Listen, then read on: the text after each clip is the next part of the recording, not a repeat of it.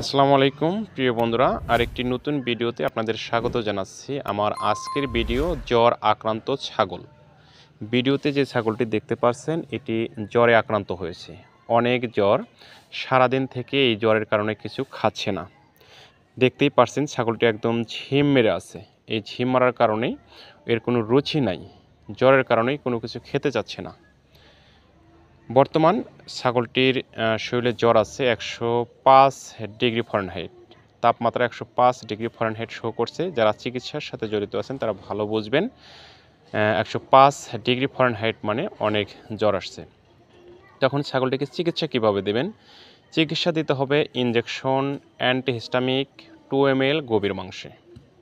মনে রাখবেন, ইনজেকশন, অ্যান্টিহিস্টা সহযোগী চিকিৎসা 2 ml গভীর মাংসে দেবেন এবং সাথে জ্বর ব্যথানাশক মেলোবেট 2 ml চামড়ার নিচে দেবেন এবং ইনজেকশন অক্সিটেট্রাসাইক্লিন যেমন রেনামাইসিন 2 ml চামড়ার নিচে দিয়ে দেবেন।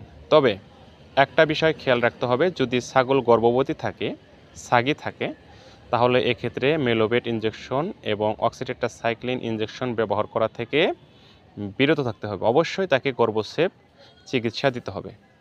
আমরা প্রাথমিক চিকিৎসা জেনে নিলাম ইনজেকশন অ্যান্টিহিস্টা 2 ml গভীর মাংসে, ইনজেকশন মেলোবেট 2 ml চামড়ার নিচে এবং ইনজেকশন রেনামাইসিন 2 ml চামড়ার নিচে দিতে হবে। তো চিকিৎসা পদ্ধতি, যারা চিকিৎসার সাথে জড়িত আছেন তারা অবশ্যই নিয়ম মেনে চিকিৎসা দেবেন। এই চিকিৎসা কমপক্ষে 3 দিন কন্টিনিউ করতে হবে, কারণ জ্বর অনেক। একদিন চিকিৎসা দিলে একটু কমে যাবে, তারপর আবার ছাগল তীব্র মাত্রায় আক্রান্ত হতে পারে। বন্ধুরা ভালো থাকবেন। আমার চ্যানেলে নতুন হয়ে থাকলে চ্যানেলটি সাবস্ক্রাইব করে দেবেন, লাইক দিয়ে পাশে থাকবেন, শেয়ার করে আপনার বন্ধুদের দেখার সুযোগ করে দেবেন এবং আপনার খামারের সুস্থতার জন্য নিয়মিত টিকা বীজ ব্যবহার করবেন, কীটনাশক ওষুধ খাওয়াবেন। অসুস্থ হলে যথাযথভাবে চিকিৎসার ব্যবস্থা করবেন। আল্লাহ হাফেজ।